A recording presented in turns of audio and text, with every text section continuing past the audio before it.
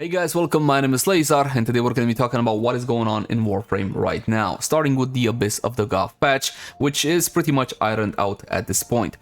The brand new Warframe is called Dagath. She's quite the powerful Warframe, and most of the community agrees that it is interesting to play. She's got a very clear combo. You go 2 into 1, and after your 1 lands, you hit them with your horses.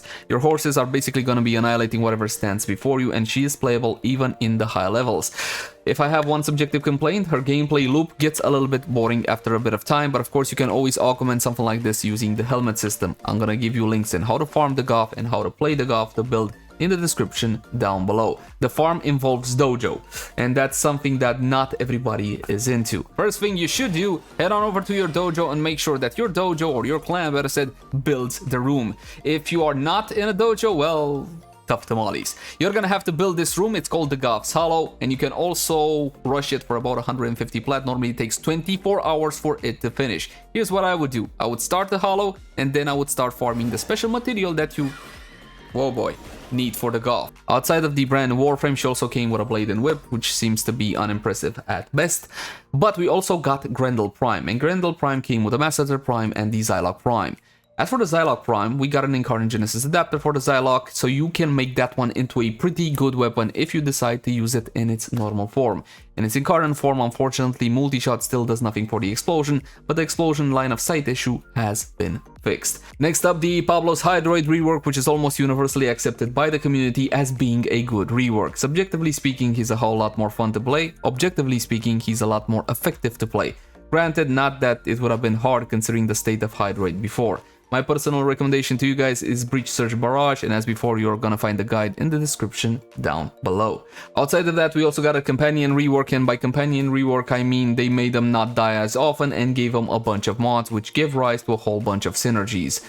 Of course, the main aspect here is the fact that you can now realistically use your companion abilities without them simply dying all the time. And again, you're gonna find details in the description down below regarding the companion rework. The headlights are Helios can armor strip. Even after the nerf, he's actually quite potent at it. If you need a clump up ability and you do not want to use your Warframe abilities, you can use the Nautilus.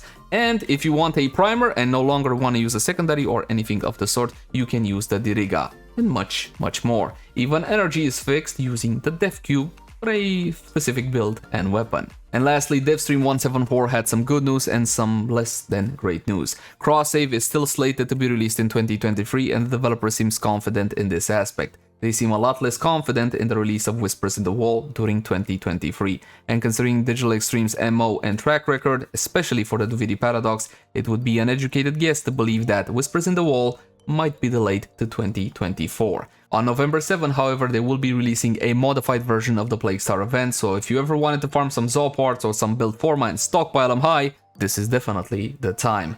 And finally, they announced a feature called Pay to Skip.